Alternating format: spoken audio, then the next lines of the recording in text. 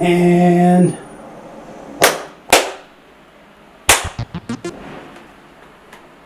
hey everybody, welcome to Artifications. I'm your host, Roland Ramos. What we normally talk about are different art scenes in different parts of the world.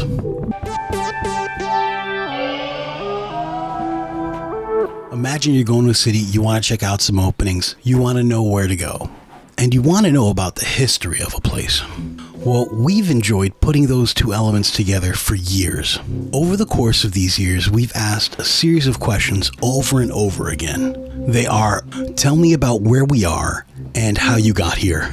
Next, we ask about the facility's role in the larger community. Next, we ask about their personal journey.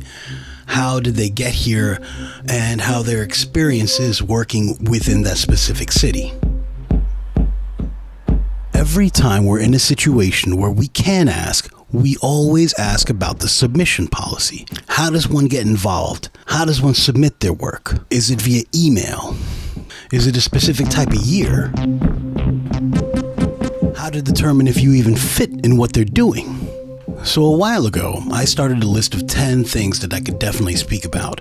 So this is number 4, Artifications' approach to soliciting your ideas to galleries. First, you have to ask yourself the serious questions. Am I worth it, or am I just fucking around? Overcoming imposter syndrome has a lot to do with it, depending on where you are in your cycle as a growing artist, as an emerging artist. The musical equivalent is, there's only one way to get to Carnegie Hall, and that's practice. Back to those heavy questions. Do you know yourself? Do you have a style? Do you have the capabilities to support yourself? Are you just coming in cold? Do you expect to put your whole life on the line for this? The level of commitment dictates where you are in terms of how you're going to be approaching the galleries. First, prepare to get your ego completely deflated. Like, whatever you think you are, whoever you think you are, it's out the window. It can be argued that while art is largely a creation from an emotional state, conversely, the art of selling is devoid of emotion as much as possible, strictly business. So with that, know your statistics. Number 2, the gallery that you want to solicit can fall into a couple different categories. Number 1, pedigree versus outsider art. If it's a pedigree gallery, then generally the artists that submit there have gone through art school and various institutions, are in collections, are showing in multiple cities, and have established sales. That's that route. The secondary route is as an outsider artist. These are the non-traditional artists that are untrained, unschooled, people that are untrained yet exhibit a marrow-deep need to create and do so however they can. When you take the perspective of pedigree versus outsider art, there are different avenues in terms of art fairs that favor pedigree artists and certain ones like the Outsider Art Fair that are good for outsider artists.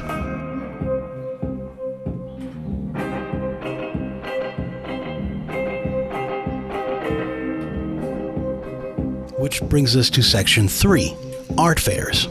Go to them, walk around them, see what's being exhibited.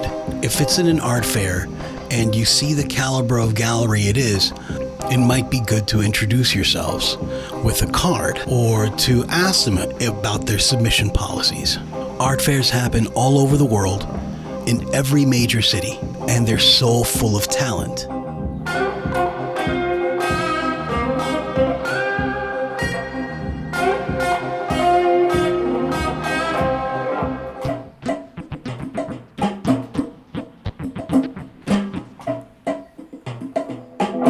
Number 4, go to galleries. This is where like attracts like. If you see work similar to yours at a gallery, but yours is more distinctive, you may begin to recognize a trend. When it comes to galleries, they will assume that you are familiar with their submission policy. So always check their submission policy. Likely they have a limitation that you don't want to necessarily fall under. Broad strokes, like if you notice it's a fully nautical gallery, you're not going to submit your minimalist portraiture.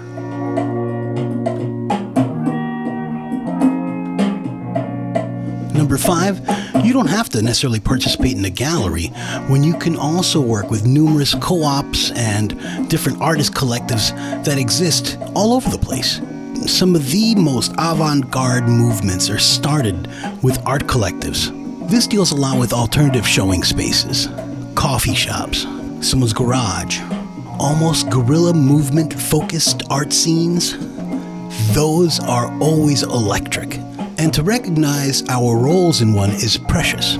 There are other ways to get your art seen so you can have a stronger case and be noticed by galleries. These are outlets like virtual exhibitions, a hot Instagram account, participating in local art fairs, talking to your local coffee shop about their wall space.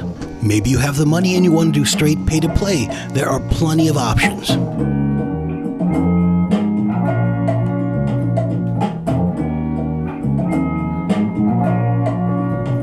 The bottom line is nothing should stop you. Nothing. It's all about will and gumption. All we need to do is just empower ourselves to put on a show. Why not your living room? Put it on Facebook, bam. Last, if you're in an urban enterprise zone, you can always submit your work to be featured in some place that they might have available. We really exist to create bridges between one community and another. There are people that love to see art wherever they go and travel with that in mind. And there are some people that just want to show their work in other cities around the world.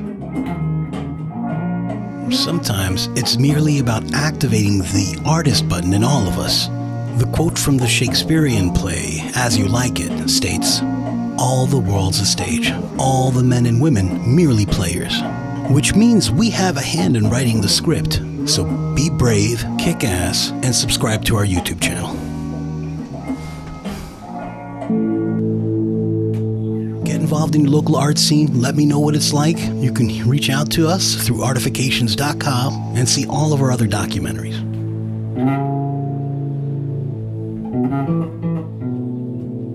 I'm Roland Ramos. You can't spell Earth without art. Take care.